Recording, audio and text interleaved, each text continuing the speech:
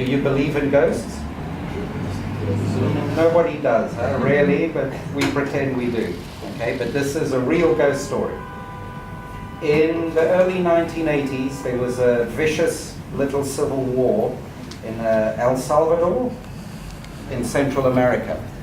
I was sent to cover this war as a TV cameraman. Okay, so there was death squads, and every night they would execute people and put the people on the road as a display to frighten everybody and just to throw the bodies away. So my job was, in the morning, I'd wake up at 5 every morning and go out before breakfast to get the pictures of the people lying dead on the road, because it was always a good news story, because people wanted to see dead bodies on the news. So my job was to go out early in the morning, and some days they'd be 2 or 3, some days 20 or 30. The maximum I ever did was some days there were 500 bodies on the street. So that was my early morning job. Now, you have to be careful how you did your job, because humans bleed a lot, and blood has a very distinctive smell, and Salvador is a subtropical country, so the smell of blood goes very bad very quickly. So you want to get the picture quick, get back. So I'd be up 5, 6 in the morning getting the pictures. Normally it got very, very hot by 9 o'clock, so you wanted to make sure you had the pictures. So I would go out every day. One day I got up, I got out of bed, got my camera, and I walked outside, and there was a terrible mist. That comes because the wind from the Arctic came all the way down to Central America and changed the direction. The wind wasn't coming from the Pacific, it was coming down from the Arctic, and it made a blanket of fog over the whole country. So I thought, well, I better go out and get my dead bodies today. And I used to always go to one ravine where they had their favorite spots for putting the dead bodies. So I went to this ravine. One thing you have to remember is how the list of people that were going to be killed was made. The CIA, with the Salvadoran government, would have a computer, an early computer, that would print out the names of the people they wanted to execute, and then the National Guard at night would take off their uniforms, go to these people's houses, get them, and execute them. Right? So it was the night was a horrible time in Central America. Anyhow, I get in my car and I'm driving through the mist, and I arrive at the ravine where you normally look for bodies, but the fog was very, very dense. So I could see maybe 2-3 meters. But I thought, okay, I'll go get some bodies, and stuff. Normally, I would shoot the bodies from the top of the ravine. You'd see, 20 bodies down there. So I would film the 20 bodies, but I couldn't see more than 2 or 3 meters. So I said, well, I'll have to walk down. I'm sure there are bodies down there. So I'm walking down, and I find one body, another body there, and dead people always have a very strange look on them. Some look quite happy, some have their eyes open and they're looking in horror at you, but you know they're dead because the eyes don't have any, they sort of like transparent, you know they're dead. Anyhow, I'm walking down the ravine, and suddenly I start hearing this sound. And the sound is coming from all around me. And I've got somebody's here and somebody's here, and I started getting really, really scared. So I walk another few steps, and it comes again, and it's coming from me from all directions.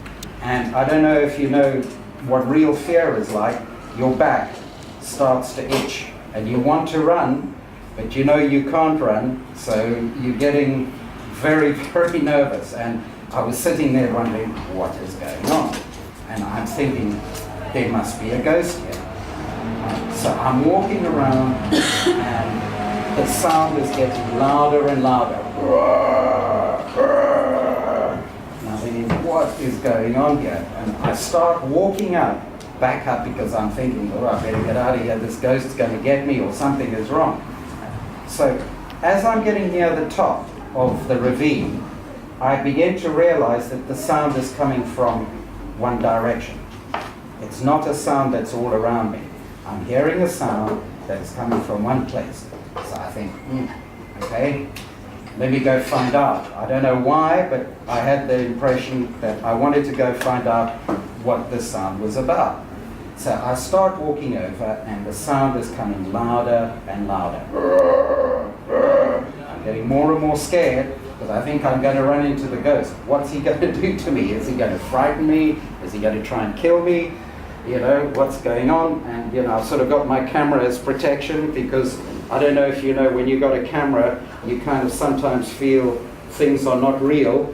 You know, they will understand you're just filming, they're not going to shoot you, or they're not going to do you any harm. So anyhow, I'm walking down, and I'm getting closer and closer to this loud sound. And, you know, I'm sort of beginning to perspire, even though it's quite cold. And I come up like there are 2 or 3 bodies lying together. And then I notice that one of the bodies is where the sound is coming from, but I can't really make out what's going on, right? So I get closer to the body, and I see what it is the man has been slit along his throat, and he's got his thorax is open, and he's making a sound as he breathes from his thorax. So the sound is actually the breath going in and out of his his throat. Okay, so I come up to him, and I realize he's looked at me.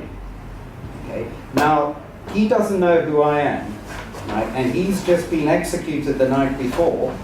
Okay, and he's looking at somebody coming up to him. So I see him trying to look dead, but then he realizes I'm still coming close to him, and you can see he's almost trying to push himself into the ground to get away from me.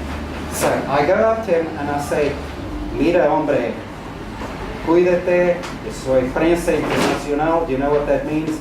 You know, just, you know, don't worry, I'm international press, and I put my hands on him. He then grabs me, and I think, and he won't let go. Right? And I'm trying to calm him down, and I'm trying to say to this guy, "Look, please, just calm down. I need to go get help for you." He says, no. You know, I can see he's shaking his head. He's not actually able to talk, but, you know, I'm still getting the sound continuously. And I'm saying, just please calm down. I have to go. I can't carry you up myself.